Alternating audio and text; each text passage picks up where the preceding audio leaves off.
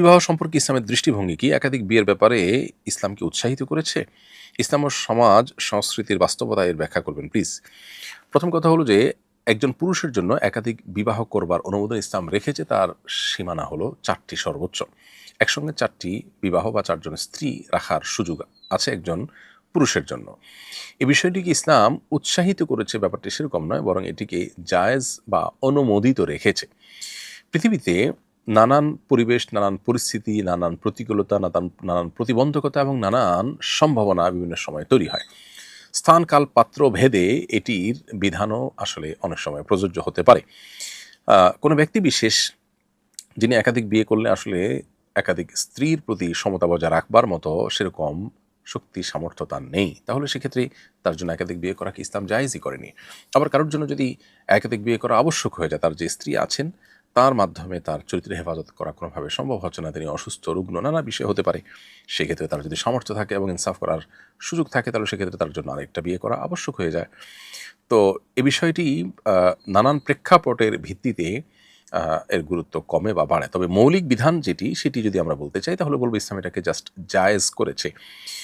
বিশুদ্ধ মত অনুযায়ী এটি সুন্নাহ বা উত্তম, ইসলাম এটা করতে উৎসাহিত করেছে, নির্দেশ দিয়েছে, ব্যাপারটা সেরকম না। এরকম কোনো হাদিস নবী আলাইহিস সালাম থেকে আমরা পাই না। কোরআনে কারিমে আল্লাহ রাব্বুল আলামিন বিয়ের ক্ষেত্রে ২, ৩, ৪ এভাবে বলেছেন, যদিও শেষে এসে বলেছেন যদি কেউ সমতা বজায় রাখতে না পারে তার জন্য একটি। এই আলোচনার ভঙ্গি থেকে কেউ বলছেন যে ২ দিয়ে আল্লাহ তাআলা শুরু করেছেন, অতএব একাধিক বিয়ে করাটাই হলো নির্দেশিত। এটা আসলে কোরআন থেকে স্পষ্টভাবে তো প্রমাণিত হয় না, তবে এটা একটা ব্যাখ্যা বের করা যায়। এর ভিন্ন এবং বিপরীত বিভিন্ন ব্যাখ্যাও আছে। খোলাসা কথা হলো যে একাধিক বিয়ে করার এই বিধানটা শরিয়া জায়েজ রেখেছে এবং এটা অত্যন্ত যৌক্তিক এবং প্রয়োজনীয়। আজকের পৃথিবীতে ইসলামী শরিয়া ছাড়ার কোথাও একাধিক বিয়ের অনুমোদন আমার জানা মতে নেই। অথচ একজন মানুষের একই সঙ্গে একাধিক বিয়ের প্রয়োজন হতে পারে। কারোর স্ত্রী অসুস্থ হয়ে পড়েছেন, সারা জীবন একসাথে সংসার করেছেন, এদিকে তার চরিত্র রক্ষা করার ব্যাপার আছে, স্ত্রী দ্বারা সেটি হচ্ছে না।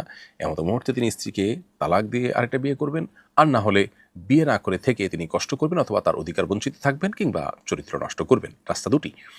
ইসলাম তৃতীয় রাস্তা নির্মাণ করেছে, অর্থাৎ আপনার আগে স্ত্রী যিনি সারা জীবন তার সঙ্গে ছিলেন, তিনি নিজে অপারক, তাই বলে এই মুহূর্তে অপারক হওয়াতে আপনি তাকে ডিভোর্স দিয়ে ফেলবেন, সেটা আপনার কাছে হয়তো ভালো লাগা কাজ করবে না নিশ্চয়ই। সেই জায়গা থেকে আপনি আপনার সেই স্ত্রীকে রাখলেন, আবার একই সাথে আপনি একাধিক স্ত্রী বিয়ে করে আরেক স্ত্রীর সাথে আপনি বৈবাহিক সম্পর্ক স্থাপন করার মধ্য দিয়ে আপনার প্রয়োজন আপনি পূরণ করতে পারলেন। এরকম বহু অপশন আমাদের জীবনে আছে, আসতে পারে। তবে এ সমস্ত বিশেষ কোনো প্রয়োজন ছাড়াও যদি কেউ একাধিক বিয়ে করে, শরিয়া সেটাকে অবশ্যই জায়েজ করেছে। শর্ত হলো তাকে অবশ্যই সমতা বজায় রাখতে হবে এবং সমতা বজায় রাখার মতো সেরকম মানসিক শক্তি এবং সার্বিক সব সামর্থ্য তার থাকতে হবে। তাহলে সেক্ষেত্রে ইসলাম এটাকে জায়েজ বলে। আজকাল এটাকে আসামির কাঠগড়ায় দাঁড় করাবার একটা অপচেষ্টা আমরা দেখতে পাই। মূলত পরিবার ব্যবস্থাপনাকে ভেঙে ফেলার যে পশ্চিমা ষড়যন্ত্র আছে, এটি তারই অংশ বিশেষ। বিধায় এই জায়গা থেকে আমাদেরকে সর্বোচ্চ সতর্ক এবং সাবধান থাকতে হবে।